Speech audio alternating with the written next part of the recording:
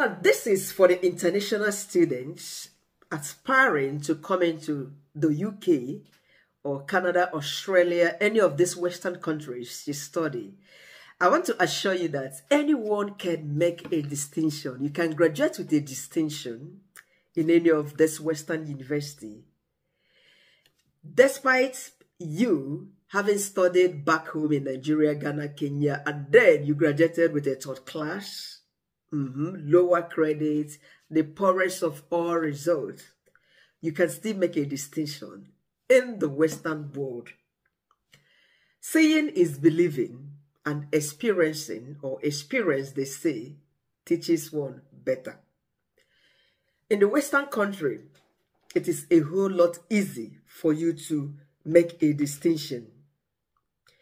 Now, I am a Nigerian. Using Nigeria as a case study, you might be in a university and you would find out that the dullest of all the students, I mean, somebody you know that this person is dull, is a dull student, it doesn't know nothing. The person would make a better grade or better grades than you made at the end of a semester, especially when the result is posted or pasted on the wall. You see the modules, the person will be scoring A. And you that is brighter enough, you study all the time, you take your study very serious, you will be seeing C and sometimes carry over, which can be very heartbreaking. But these other students who club all the time, especially ladies, some men, they do that as well. You see them passing their modules. And you'll be wondering how this happened. But you know how it happened. And myself, I also do understand that. When I served in Bauchi State, Nigeria, I had a student who graduated from same university as myself. She was, because we served in school, secondary school precisely, she was teaching the JSS1. Unfortunately, she cannot put up a lesson note. When she talks, a lot of us, sorry to say this, most of us from the eastern part of Nigeria, we felt really ashamed of the way she expresses herself because, sorry, it does not really depict that of someone who had actually been to the university, secondary school, you know, her English expression. And she had somebody who does her lesson notes for her, a fellow copper, a male copper. You know, they were doing the relationship, coupling things, cohabiting things. So the person helps out. And then one of the days, one of the guys, a fellow copper, microbiologist, he was asking me, how did this girl even attend the university or something like that? And she graduated with an upper credit. She brags about her grade. It was funny, but these things happen in most universities in our country. But here in the UK, even if you graduated with a third class and you knew that, yes, this is not who you are, or that doesn't represent your ability, your academic ability, put that aside. Come over to this country, study in the UK. The results will be something higher than that you got in Nigeria. Why? Because there are no room for certain nonsense. Certain doesn't exist in the UK, so far as I know, and I have studied one of the universities here. They score you, they grade you based on what you have. Have you been to the lecturer's offices? No single lecturer has a whole office to his or herself. Usually they have about 3-4 people in the offices.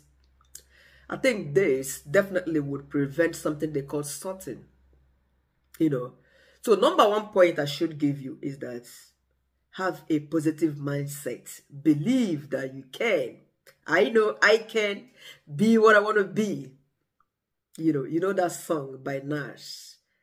Believe that you can. Put away whatever that happened back home in the university, your higher polytechnic, or wherever institution you have passed through. I was the dullest of all the students in my secondary school. First year, second year, third year. 5th year, that was where I picked up.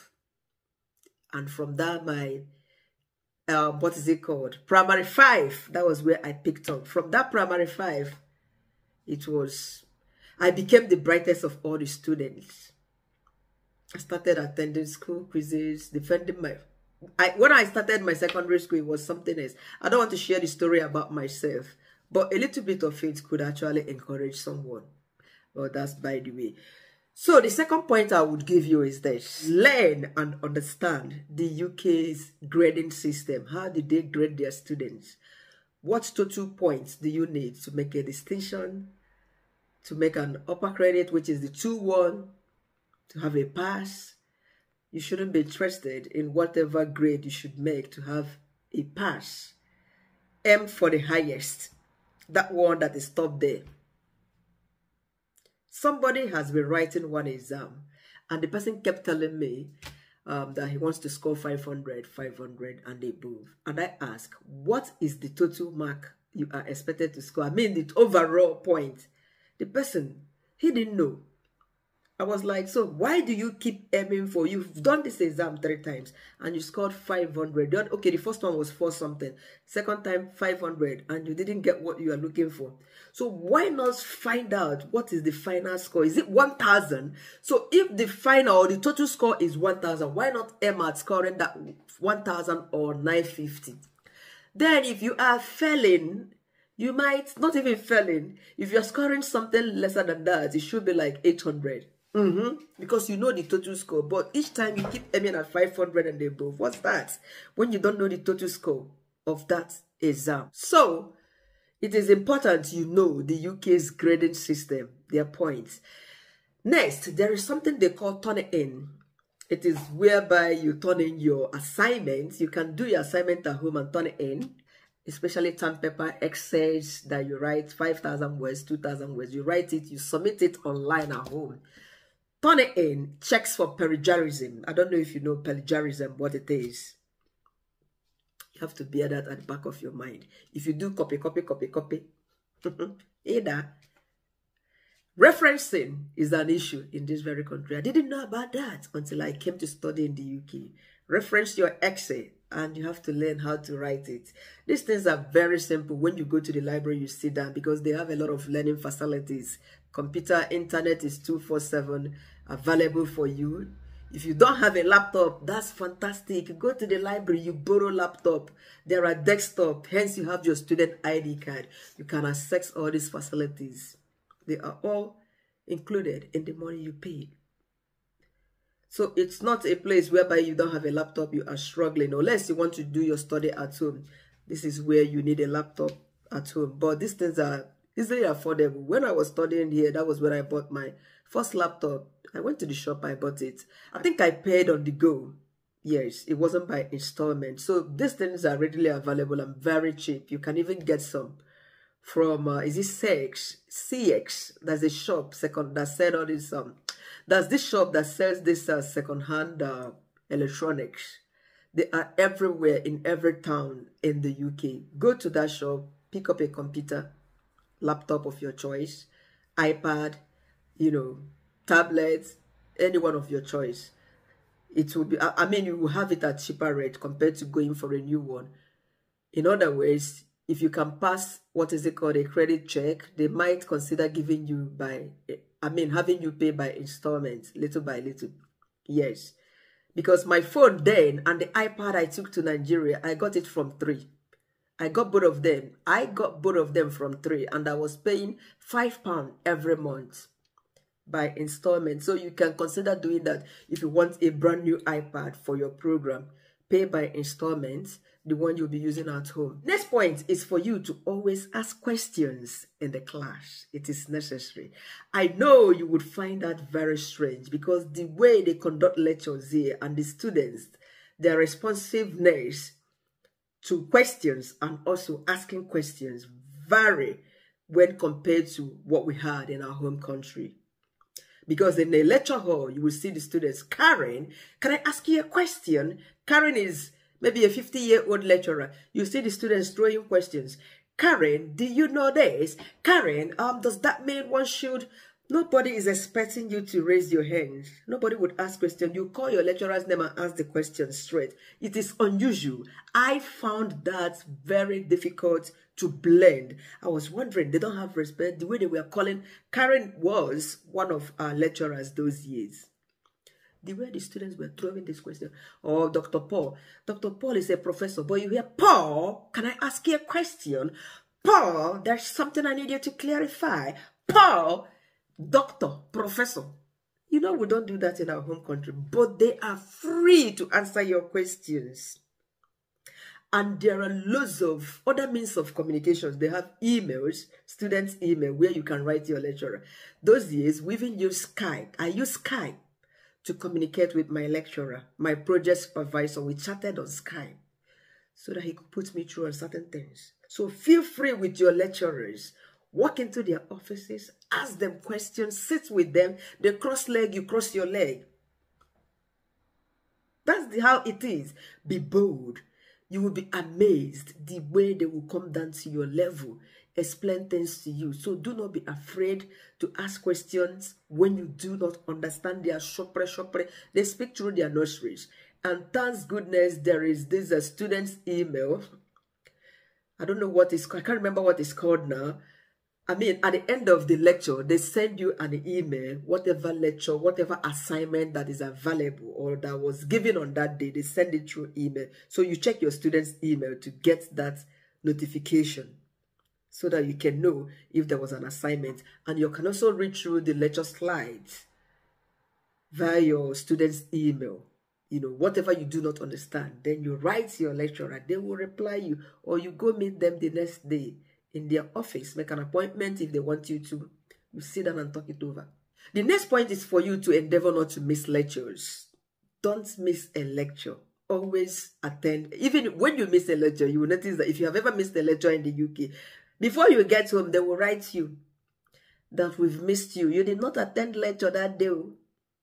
And who are you going to ask, even though that they sent email on what was done? But when you are physically present in a lecture hall, you know a lot and you can ask questions when you do not understand, compared to when you did not come, you are reading slides online. You know, so endeavor to be present, attend all the lectures. Remember, when you miss lectures for certain times, they will write the home office to notify them that you've been a 00 person. Maybe you are planning to run away. The next point I will talk about is for you to attempt doing all your courseworks, tests, group works, group discussions. Some people, when they do group work, you don't see them. They don't want to participate or they are inactive. Work with your group. Work in your group. It is very important and very helpful. The next, if Oyibos are making shakara for you, then look for those who look like you, people in your color. I am not asking you to discriminate, but most often there is this kind of alienation in lecture halls. You see those, they will go and be sitting one side. And those of us whom they tagged people of color, we also go in our clique. We go in our league. You know, unfortunately, when I was new, I saw one black girl, I think Demonia or something. PM, I rushed to her. This girl, her own English was worse than, her own accent was worse than the British accent. I said, what? I didn't even pick anything from what she was saying. So she said she's married to a Nigerian. Then, I can't remember where she said she was from. I say, hey. I used to think that all blacks were Nigerians those years. You know, some of them were born here. But I also met a black Yoruba lady that was born in this country. Her English is very perfect. And she does better. She can braid hair. She does everything good. You wouldn't even know that she was born in the UK. But that one, I don't know where they born her. Until I met Abisco, Abi Tom Tom, my giant friend. All of you know her in the class. Immediately I approached her. She said she was married. Yeah, she's no longer married to an Igbo person. She was married then to an Igbo brother of ours. Because I just said my name, Chinyere, she screamed. And she is a British Jamaican. She was born in Manchester, you know. But she's my color too. But she was so free with me. She became my 5 and 6. But then I never allowed myself being carried away by her kind of lifestyle. Because you have to understand, this is another thing, understand your friends, know what they like doing, and then know if that goes well with you. because if you are an international student and you have friends who club over the weekend, if you keep going out with them, especially when they are citizens of this country, you have to bear in mind that these people, their school fees are being paid for them. Even if they don't want to go to school, they are begging them, and they give them some money every month. Students finance, they give them money every month to support them, and they beg them to come to school. But you are paying from your parents' pocket. You are bringing your local currency, converting it to this hard currency, so you don't have to while away time. So if you make friends who are in that clique, the club, gradually withdraw yourself. Draw a boundary so that you get what you want. This is simply the truth. Because if you get carried away by clubbing, partying every weekend, you're going to lose it, or you would be the one to lose out, I can assure you. So don't make mistake of being carried away. All right. Bear in mind that your teachers are simply your friends. Okay. This advice is from a place of love and from my experience in the past. It is very serious when you get on with people who are just vibes. People, who club, who party a lot.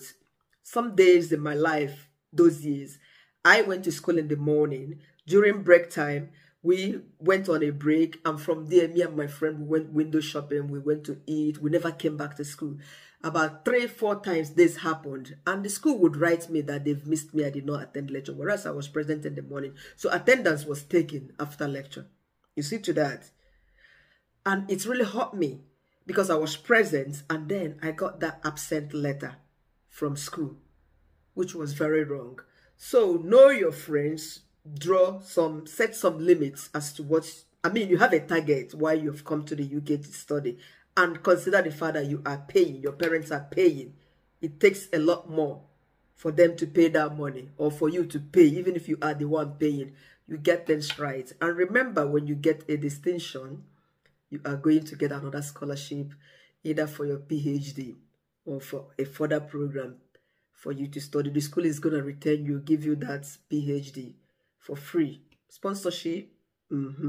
So this is it. Thank you very much for watching, and I wish you all the best as you settle down and study in this very country.